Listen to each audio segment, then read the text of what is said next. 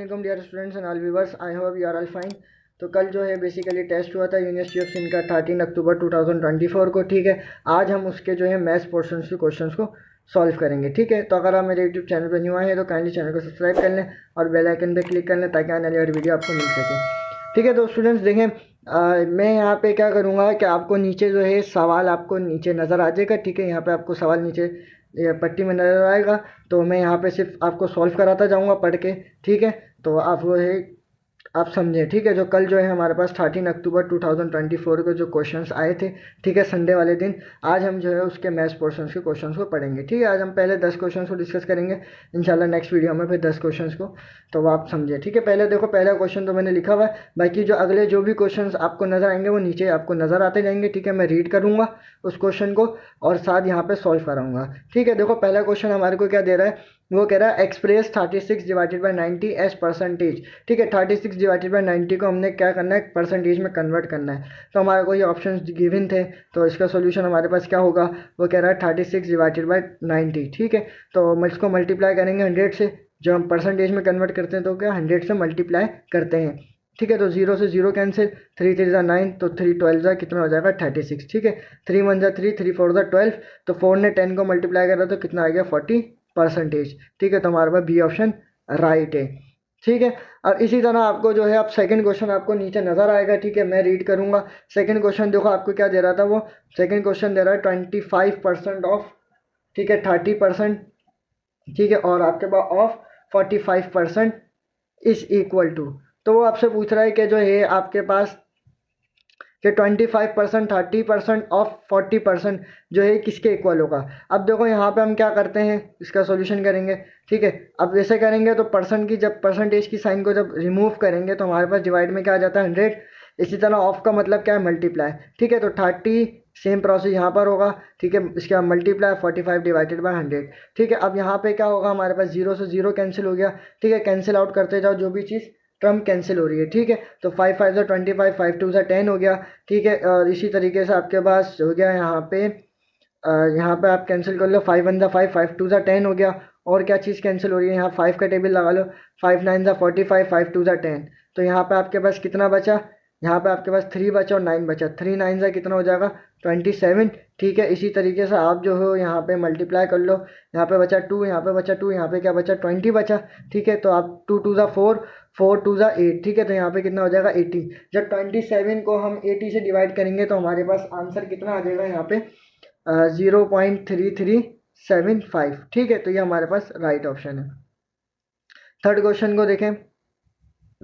ठीक है, देखो थर्ड क्वेश्चन ये आपको क्या दे रहा है, वो कह रहा है the sum of ages 5 children born at the interval of 3 years is 50 years.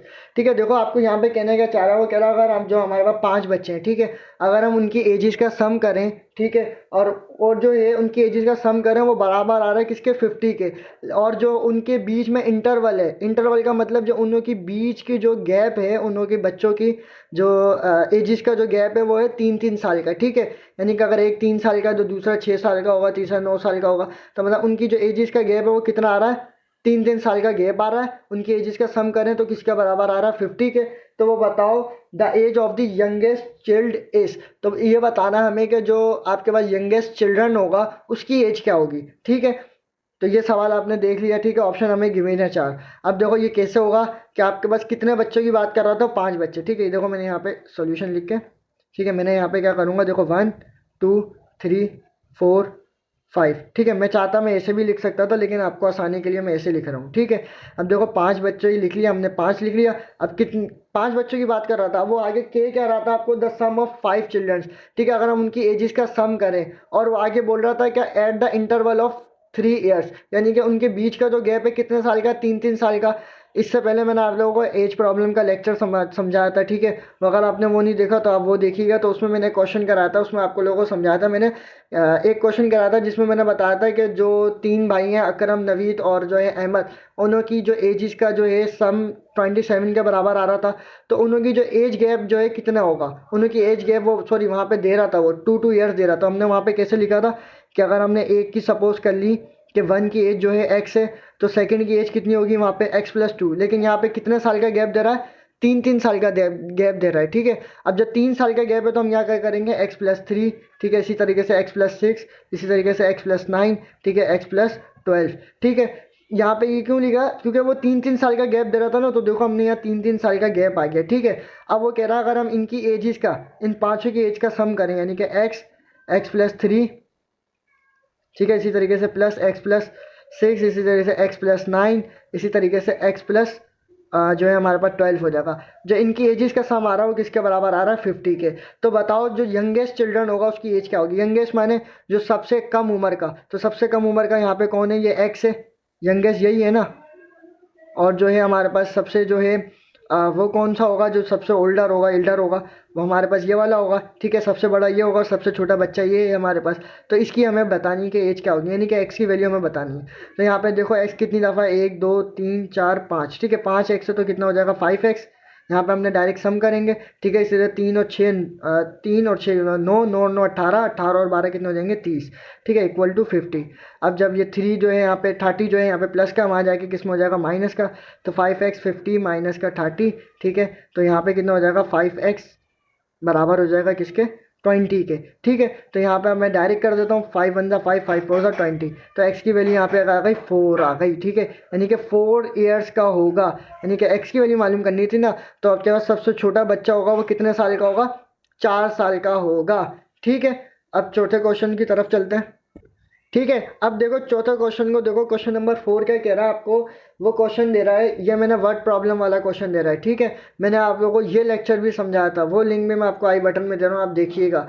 ये सेम मैंने आपको उसमें जो है मैंने आपको समझाया था, वो शॉर्ट ट्रिक समझाई थी इसकी, ठीक है। अब मैं आपको शॉर्ट ट्रिक से कराता हूँ। देखो क्वेश्चन देखो क्या कह रहा है, वो कह रहा है if 28 mens finish a work in 15 days, 21 men finish the same work in how many days, ठीक है। अब देखो यहाँ पे कहना क्या चाह रहा है, वो कह रहा है कि 28 बंदे जो है काम को जो है फिनिश कर रहे हैं कितने दिनों में, 15 दिनों में, ठीक है। तो वो कह रहा है कि 21 बंदे जो है वही काम कितने टाइम में करेंगे, ऐसे ही कह रहा है। ऑप्शन आपको गिवन है यहाँ पे 24 15 14 और 20, ठीक है। आपको ये दिन आपको गिवन है। क्वेश्चन नंबर कौन सा है, 4। इसको सॉल्व करते हैं। देखो मैंने आपको सेम जो है आसान तरीका बताया था। आपने क्या करना है, पहले यहाँ पे लिख लेना मैन का कॉलम बनाना है और यहाँ पे डेज का कॉलम बनाना है, ठीक है। अब यहाँ पे मेन कितने दे रहा है, वो क्या कह रहा है आपको कि 28 बंदे हैं, कितने दिनों में काम कर रहे हैं, 15 दिनों में, ठीक है। तो अब वो आपको यहाँ पे कह रहा है कि 21 बंदे वही काम कितने दिनों में करेंगे। अब हमें यहाँ पे ये मालूम करना है, तो ये मालूम नहीं होता तो हम यहाँ पे क्या कर लेते हैं, सपोज कर लेते हैं वो चीज़ x है, ठीक है। अब देखो यहाँ पे आसान तरीका है कि आप क्या करो, यहाँ पे दोनों को ऐसे आपस में मल्टीप्लाई कर दो, यानी कि 28 मल्टीप्लाई बाय 15 और आपके पास जो हो जाएगा यहाँ पे 21 मल्टीप्लाई बाय x, ठीक है। तो मैं यहाँ पे मल्टीप्लाई करता हूँ 28 मल्टीप्लाई बाय 15, ठीक है, बराबर आ जाएगा किसके, 21x के, ठीक है। इसको इससे मल्टीप्लाई करेगा तो कितना आ जाएगा हमारे पास, 420 आ जाएगा हमारे पास, ठीक है। 420 का बराबर आ जाएगा 21x के। अब 21 यहाँ पे जो है इसको मल्टीप्लाई कर रहा हूँ, वहाँ जाके डिवाइड करेगा तो x 420 डिवाइडेड बाय 21, ठीक है। जब इसको मैं है इससे डिवाइड करूँगा तो हमारे पास आंसर कितना आ जाएगा, यहाँ पे 20 डेज हमारे पास आंसर आ जाएगा, ठीक है। ये था इसका आंसर। क्वेश्चन नंबर 5 को देखते हैं, ठीक है स्टूडेंट्स। अब देखो क्वेश्चन नंबर 5 आपको बहुत इजी दे रहा है, बहुत आसान सा दे रहा है सवाल। वो आपको क्या कह रहा है, वो कह रहा है the average of first 10 natural number.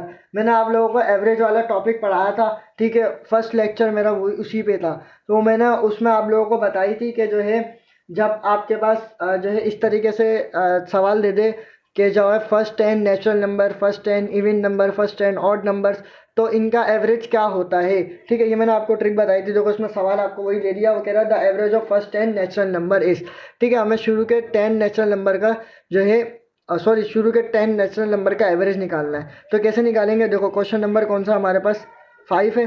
तो देखो यहाँ पे क्या होगा, हमारे पास फार्मूला क्या होगा, यहाँ पे नेचुरल नंबर के लिए फार्मूला हमारे पास कौन सा यूज़ होता है, n+1 डिवाइडेड बाई 2, ठीक है। n आपको यहाँ पे कितना दे रहा है, सवाल में गिवन 10 दे रहा है, ठीक है। तो आपके पास क्या हो जाएगा 10+1 डिवाइडेड बाई 2, तो कितना हो जाएगा 11 डिवाइडेड बाई 2। जब इसको जो मैं है इससे डिवाइड करूँगा तो हमारे पास आंसर क्या आ जाएगा 5.5, ठीक है। तो आपका बी ऑप्शन राइट है। आगे चलते हैं, ठीक है स्टूडेंट्स। अब देखो क्वेश्चन नंबर जो 6 है वो थोड़ा काफ़ी बड़ा है, ठीक है। आप गौर से समझिएगा, पहले स्टेटमेंट को पूरी समझो वो क्या कह रहा है। इसमें 3 स्टेटमेंट्स दे रहा है आपको, ठीक है, तीन बातें कर रहा है वो।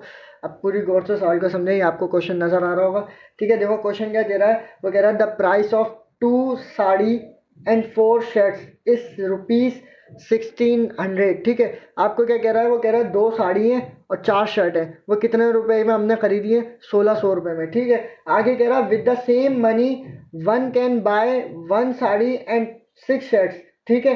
वो कह रहा है उतने ही पैसों में हमने जो है ये क्या कहते हैं, हमने 1 साड़ी खरीदी है और 6 शर्ट खरीदी है, ठीक है। कितने रुपए में, 1600 रुपये में हमने ये चीज़ें खरीद ली, ठीक है। हमने क्या करा, हमने वही सेम प्राइस में हमने 1 साड़ी और 6 शर्ट भी खरीद ली। अब वो कह रहा अगर कोई जो हो 12 शर्ट्स खरीदना चाहे तो वो कह रहा है कि how much does he have get to pay, यानी कि कह रहा अगर कोई जो 12 शर्ट खरीदना चाहे तो वो उसके कितने पैसे अदा करेगा, ऐसा ही है। तो अब हमें यहाँ पे क्या करना पड़ेगा, देखो वो आपको सवाल में पहले स्टेटमेंट में क्या कह रहा है, पहली स्टेटमेंट में कह रहा है कि किसी ने 2 साड़ी और जो है 4 शर्ट खरीदी है, कितने रुपए में, 1600 रुपये में, ठीक है। कितने में, 1600 रुपये में उसने क्या करा, 2 साड़ी और 4 शर्ट खरीद ली।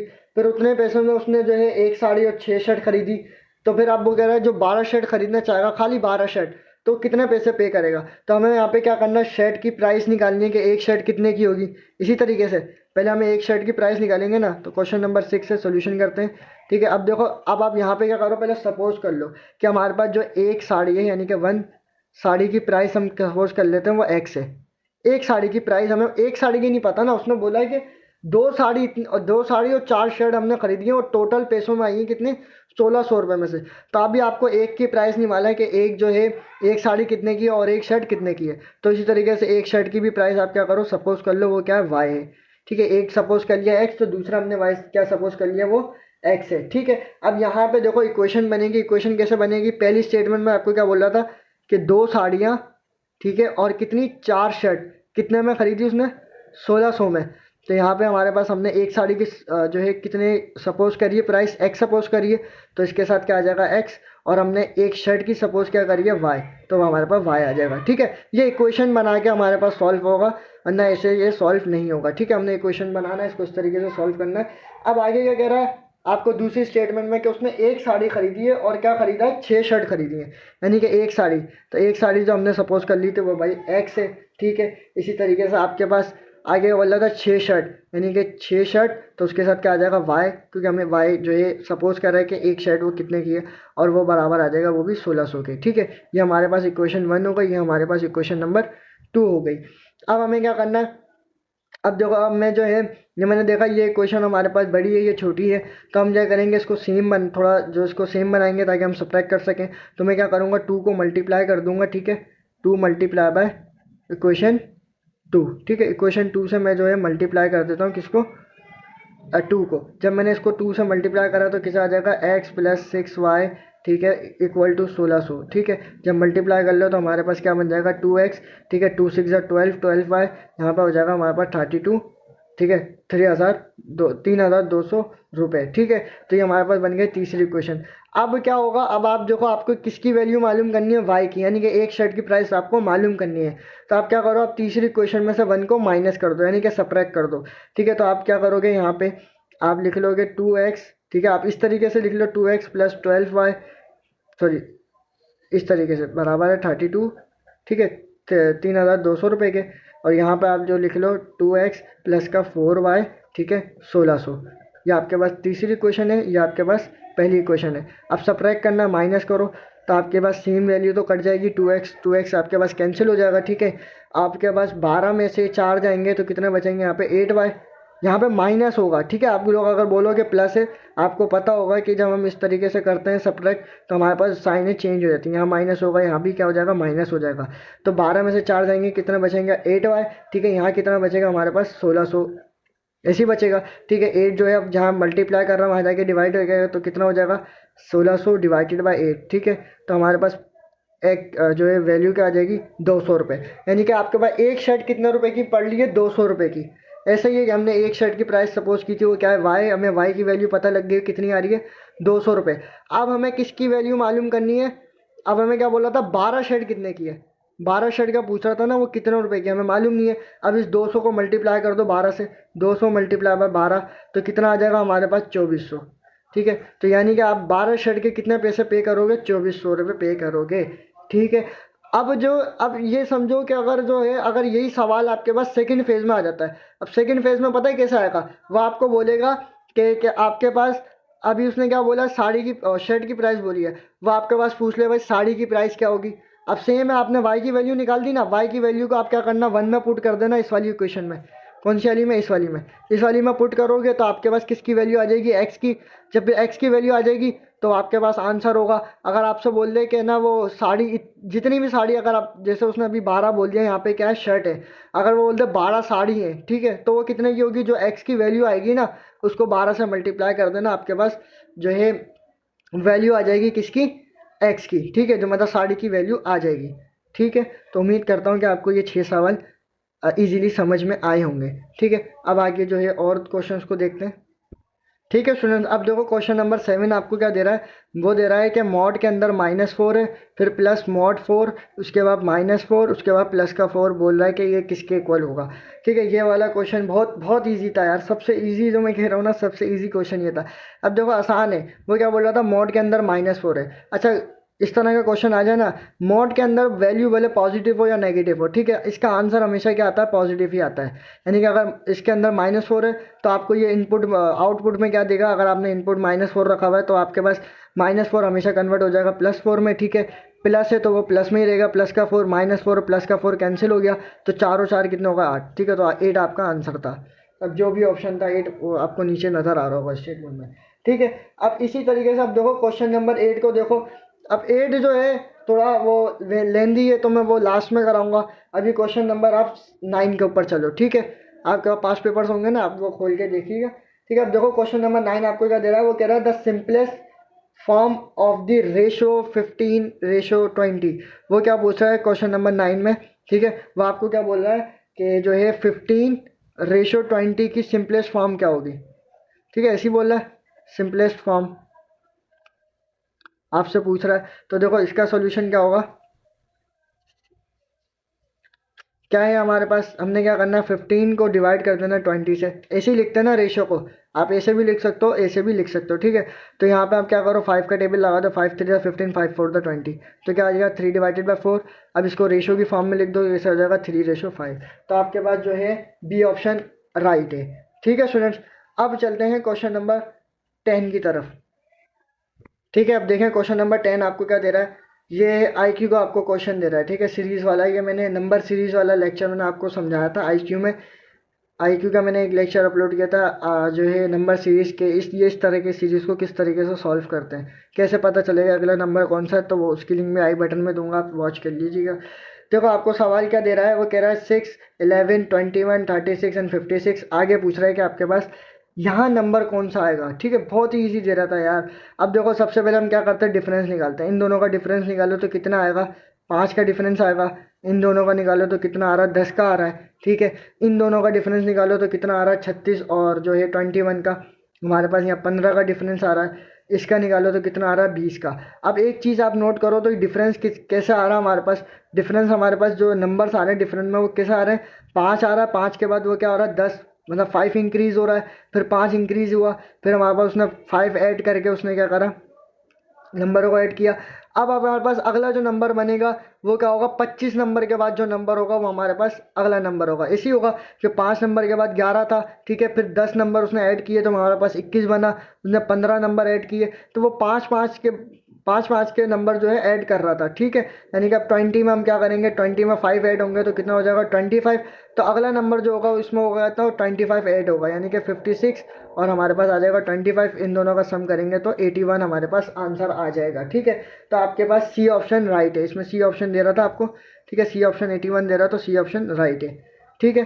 तो अब जो रह गया क्वेश्चन नंबर 8, ठीक है, डायमीटर वाला, अब वो समझते हैं, ठीक है, वो थोड़ा लेंथी था, वो मैं स्टेप बाय स्टेप आपको समझाता हूँ, ठीक है स्टूडेंट्स। अब देखो क्वेश्चन नंबर 8 क्या दे रहा है, क्वेश्चन नंबर 8 दे रहा है if the diameter of a circle is increase by 100%। आगे कह रहा है कि इट्स एरिया इंक्रीज बाय। अब देखो वो आपको कह रहा है कि अगर जो है सर्किल का डायमीटर को 100% अगर इंक्रीज कर दें, ठीक है, तो हमारे पास जब फिर एरिया कितना इंक्रीज़ होगा, हमसे ये पूछ रहा है। ठीक है, ये मैंने पूरा सॉल्यूशन यहाँ पे लिख लिया ताकि वीडियो ज़्यादा लंबी ना हो, मैं आराम से इजीली आपको समझा दूँ। ठीक है, देखो पहले एक चीज़ समझो, डायमीटर क्या होता है, रेडियस क्या होता है, एरिया क्या होता है। देखो आपके पास जो है ये क्या होता है, सर्किल होता है। ठीक है, सर्किल का अगर हम हाफ कर दें यानी कि इसको 20 से तोड़ दें तो ये हमारे पास क्या कहलाता है, ये कहलाता है डायमीटर। ठीक है, ये जो सर्किल का जो हमारे पास अगर हम हाफ करते हैं सर्किल का तो हमारे पास क्या कहलाता है, डायमीटर। अगर हम इसी डायमीटर का यानी कि जो मिड वाली लाइन है ये पूरी, अगर मैं इसका हाफ कर दूं, इसको 20 से ब्रेक कर दूं तो ये इतना हिस्सा, ये लाइन, ये हाफ लाइन यानी कि ये हाफ लाइन, ये हाफ लाइन, तो ये हमारे पास क्या कहलाती है, रेडियस कहलाती है। यानी कि सर्किल का हाफ डायमीटर, डायमीटर का हाफ रेडियस। ठीक है, और ये हमारे पास जो ये लाइन चल रही है पूरी, ये गोल सर्किल की जो बॉर्डर्स चल रहे हैं, ये हमारे पास क्या कहलाते हैं, सरकमफेरेंस कहलाता है। ठीक है, और जो है हमारे पास एरिया क्या होता है, अगर हम कमरे का, जैसे हमारे पास कोई रूम है, ठीक है, ये हमारे पास डब्बा है। ठीक है, मैं कह रहा हूँ कि इसका एरिया क्या होगा। अब आप एक एरिया पता है आपको, जो अंदर की जो चीज़ है हम पूरा आप इसकी लेंथ और वेड्थ और उसके जो हाइट बताएंगे तो हमारे पास क्या हो जाएगा, एरिया हो जाएगा। ठीक है, अगर इसकी लेंथ और वेड्थ बताएंगे कि इसका जो साइज़ कितना है तो हमारे पास एरिया कहलाता है। ठीक है, अब जो है समझते हैं क्वेश्चन को। क्वेश्चन आपको क्या कह रहा था, अगर हम जो डायमीटर के जो सर्किल का डायमीटर है अगर उसको हम 100% इंक्रीज़ करें तो हमारे पास एरिया कितना इंक्रीज़ होगा, हमें ये बताना है। ठीक है, तो ऑप्शन आपको गिवन है 100, 200, 300, 400%। ठीक है, परसेंटेज में गिवन है तो हमें परसेंटेज में ही आंसर देना है। तो आपको देखो क्या कह रहा है, वो कह रहा है when the diameter of a circle is increase by 100%। ठीक है, हमने क्या करा, अगर जब हमने सर्किल के डायमीटर को 100% इंक्रीज कर दिया तो हमारे पास न्यू डायमीटर क्या होगा, वो हो जाएगा 2 हो जाएगा। यानी कि हमारे पास डायमीटर, ओरिजिनल जो डायमीटर था हमारे पास डी था। ठीक है, तो अब जब, ठीक है, ओरिजिनल डायमीटर हमारे पास डी था ना, जब इंक्रीज हो गया यानी कि डबल हो गया तो हमारे पास क्या हो गया, वो 2 हो गया। तो हमारे पास क्या हो जाएगा, न्यू डायमीटर 2D बन जाएगा। ठीक है, आगे क्या कह रहा है, रेडियस। देखो रेडियस मैंने आपको समझा दिया कि radius is the half of the diameter, यानी कि डायमीटर का हाफ हमारे पास क्या कहलाता है, रेडियस कहलाता है। ठीक है, अब ओरिजिनल रेडियस क्या होगा, पहले हमें ओरिजिनल चीज़ निकालनी है, फिर उसके बाद न्यू चीज़, यानी कि हमने पहले पुरानी वाली चीज़ बतानी है, उसके बाद न्यू चीज़ बतानी है जो उसमें इजाफा हो रहा है। अब देखो ओरिजिनल रेडियस हमारे पास क्या होगा, d/2। क्यों, क्योंकि देखो डायमीटर का हाफ, हाफ क्या होता है, यानी कि 1/2, और मल्टीप्लाई कर दो उसको डायमीटर से तो क्या हो जाएगा, d/2 हो जाएगा ना। तो इसी तरीके से d/2 आ गया। ठीक है, अब हमारे को क्या बोला, न्यू रेडियस हमारे पास क्या होगा, 2D होगा। ठीक है, 2D डिवाइडेड बाई जो है 2 होगा। क्यों होगा, देखो हमारे पास न्यू रेडियस क्या बना, डायमीटर क्या बना था, 2D बना था। तो हमने क्या करा, यहाँ पे 2D यहाँ पे पुट कर दिया। ठीक है, 2D आ गया हमारे पास न्यू रेडियस में। जब हमारे 2D आ गया तो डिवाइड करेंगे 2 से, 2 से 2 कैंसिल हो गया तो न्यू रेडियस हमारे पास क्या बना, खाली D बना। क्या बना, न्यू रेडियस, तो हमारे पास जस्ट D बना। ठीक है, अब एरिया ऑफ सर्किल का फार्मूला हमारे पास क्या होता है, यहाँ पे वो कह रहा है एरिया ऑफ अ सर्किल का फार्मूला होता है πr²। ठीक है, अब हमने इसकी मदद से सब कुछ जो है काम करना है। ये हमारा फार्मूला आ गया किसका, एरिया का। किसके एरिया का, सर्किल के एरिया का। ट्राइंगल का अलग है, स्क्वायर का अलग है। ठीक है, पैरा जो है इसका नाम है पैरालोग्राम, दूसरे जो भी अदर जो है हमारे पास शेप्स होंगी तो उनका अलग जो है वो होगा, फार्मूला अलग होगा एरिया का। ठीक है, तो यहाँ पे इसका सर्किल का फार्मूला क्या है, πr² है। तो हमारे पास अब ओरिजिनल एरिया निकालेंगे, उसमें भी न्यू एरिया निकालेंगे। अब ओरिजिनल एरिया निकालने के लिए हम क्या करेंगे, देखो हमारे पास पाई तो सेम रहेगा क्योंकि पाई तो कांस्टेंट है। ठीक है, अब हमारे पास आर जो है, आर हमारे को ओरिजिनल आर क्या दे रहा था, यहाँ पे ये देखो ओरिजिनल आर क्या दे रहा था हमारे को, d/2। तब हम आर की जगह पे हम क्या रखेंगे, d/2 रखेंगे, ओरिजिनल वाला आर रखेंगे। तो हमने रख दिया d/2। ठीक है, हमने जब इसका स्क्वायर किया तो कितना आ जाएगा, πd²/4। ये हमारे पास कौन सा आ गया, ओरिजिनल एरिया आ गया। ठीक है, ओरिजिनल एरिया। अब हम न्यू एरिया मालूम करेंगे। अब न्यू एरिया मालूम करने के लिए हम क्या करेंगे कि हम आर की जगह पे जो हमारे पास न्यू रेडियस था हम वो पुट करेंगे, क्योंकि हमारे पास फार्मूला में रेडियस दे रहा था ना, रेडियस की वैल्यू को पुट करनी है। तो न्यू रेडियस हमारे पास कितना है, खाली d है। ठीक है, तो हमने d पुट किया तो यानी कि d का स्क्वायर हो गया, यानी कि पाई। ठीक है, d पुट किया, जब हमने इसका स्क्वायर लिया तो हमारे पास किसके बराबर आ गया, πd²। ठीक है, उम्मीद है कि आपको यहाँ तक समझ में आया होगा कि हमारे पास अब न्यू एरिया जो बना वो हमारे पास कितना बना, πd²। ठीक है, यहाँ तक आपको समझ में आ गया। आगे देखो, आगे क्या बोल रहा है, अब हमें क्या करना है, इंक्रीज इन एरिया न्यू। ठीक है, अब हमें इंक्रीज एरिया निकालना है, ऐसे ही बोल रहा था ना। अब हम एरिया को इंक्रीज करेंगे तो वो निकालेंगे, देखो कितना आएगा, इंक्रीज इन एरिया बराबर होगा न्यू एरिया माइनस का ओरिजिनल एरिया। यानी कि अगर आपको जो मैं समझाऊँ, इंक्रीज़ का मतलब क्या होता है, बढ़ना, ठीक है। अब जब हम जैसे प्रॉफिट और लॉस वाले क्वेश्चन करते हैं ना, अगर हम बोलते हैं कि हमारे को प्रॉफिट हुआ है, तो प्रॉफिट हम कैसे निकालते थे, हम सेलिंग प्राइस में से कॉस्ट प्राइस को माइनस कर देते थे। तो यहाँ पे भी क्या होगा, अगर जब एरिया में इंक्रीज़ हो रहा है तो न्यू एरिया में से पुराने एरिया को हम क्या करेंगे, माइनस कर देंगे, ठीक है स्टूडेंट्स। हम ऐसे ही करते थे कि न्यू एरिया जो है सेलिंग प्राइस में से कॉस्ट प्राइस को माइनस करते हैं, तो इधर हम क्या करेंगे, जो है न्यू एरिया में से माइनस कर देंगे ओरिजिनल एरिया को। अब न्यू एरिया आपके पास कितना आया था, पाई डी स्क्वायर आया था, और ओरिजिनल एरिया आपके पास कितना आता है, पाई डी स्क्वायर डिवाइडेड बाय 4, ठीक है स्टूडेंट्स। अब देखो हमने यहाँ पे क्या करा, न्यू एरिया यहाँ पे पुट किया, माइनस का ओरिजिनल एरिया रख दिया। अब यहाँ पे क्या होगा, एलसीएम होगा, यहाँ कुछ नहीं है तो 1 है, तो एलसीएम निकालो उसका, तो कितना आ जाएगा हमारे पास, 4 पाई डी स्क्वायर माइनस का पाई डी स्क्वायर, ठीक है, डिवाइडेड बाय 4, ऐसे ही आ जाएगा। अब 4 पाई डी स्क्वायर में से माइनस पाई डी स्क्वायर करोगे तो कितना आ जाएगा, 3 पाई डी स्क्वायर डिवाइडेड बाय 4, ठीक है। तो ये आ गया हमारे पास इंक्रीज इन एरिया। अब उसने जवाब आपको कैसे दिया, उसने परसेंटेज में दिया है, ठीक है। अब हमें क्या करना है, परसेंटेज में उसे बताना है, तो आइए उसको देखते हैं, ठीक है स्टूडेंट्स। अब देखो यहाँ पे आपको क्या बोल रहा है, परसेंटेज इंक्रीज, ठीक है। परसेंटेज इंक्रीज तो फार्मूला क्या है, increase in area divided by original area multiply by 100, ठीक है। तो ये हमारे पास किसका आ गया, परसेंटेज का फार्मूला। ऐसे ही होता है ना परसेंटेज का, कि हम ऑप्टेन मार्क्स लेते थे डिवाइडेड बाय हमारे पास टोटल मार्क्स, ठीक है, उसको मल्टीप्लाई करते थे हम 100 से, ऐसे ही होता था। तो इसी तरीके से आपके पास इंक्रीज इन एरिया, जो एरिया आपके पास इंक्रीज हुआ डिवाइड करेंगे उसको ओरिजिनल एरिया से मल्टीप्लाई कर देंगे 100 से, ठीक है। आपके पास ओरिजिनल जो है इंक्रीज इन एरिया कितना आया था आपके पास, 3 पाई डी स्क्वायर डिवाइडेड बाय 4 आया था, तो हमने यहाँ पे वो पुट कर दिया। ओरिजिनल एरिया आपके पास कितना था, यहाँ पे ओरिजिनल एरिया यहाँ पे ये था पाई डी स्क्वायर डिवाइडेड बाय 4, ऐसे ही था, समझ में आ रहा है। और उसको हम क्या करेंगे, 100 से मल्टीप्लाई कर देंगे। जब 100 से मल्टीप्लाई करा तो यहाँ पे हमारे पास कितना आ जाएगा, अब देखो पाई डी स्क्वायर डिवाइडेड बाय 4, ऊपर भी हमारे पास क्या है, पाई डी स्क्वायर डिवाइडेड बाय 4, तो ये दोनों कैंसिल हो गए, तो हमारे पास ऊपर क्या बचा, जस्ट 3 मल्टीप्लाई करेगा 100 को, तो यहाँ पे कितना आ जाएगा, 300% हमारे पास आंसर आ जाएगा, ठीक है। तो ये थे आज के जो कल टेस्ट हुआ है मैथ्स का, ठीक है, यूनिवर्सिटी ऑफ सिंध का मैथ्स पोर्शन के 10 क्वेश्चन, ठीक है। उम्मीद करता हूँ कि आपको ये 10 क्वेश्चन समझ में आए होंगे, ठीक है। मैं चाहता मैं पूरे 20 क्वेश्चन एक साथ समझा देता, लेकिन वीडियो जो है काफ़ी लेंदी हो जाती, ठीक है, काफ़ी बड़ी हो जाती, तो मैंने जस्ट 10 क्वेश्चन ही समझाए, ठीक है। तो उम्मीद है आपको समझ में आएगा। बाकी 10 क्वेश्चन मैं इंशाल्लाह कल अपलोड कर दूंगा वो वीडियो भी। तो उम्मीद है आपको ये लेक्चर समझ में आएगा। अगर आपको कोई डिफ़िकल्टी हुई है, आपको कुछ बात समझ नहीं आया, तो आप मेरे से कमेंट में पूछ सकते हैं, ठीक है। ये वीडियो को अपने दोस्तों के साथ शेयर करें, ठीक है, और वीडियो को लाइक कर दें, चैनल को सब्सक्राइब कर लें। थैंक्स फॉर वॉचिंग, दुआओं में याद रखिएगा।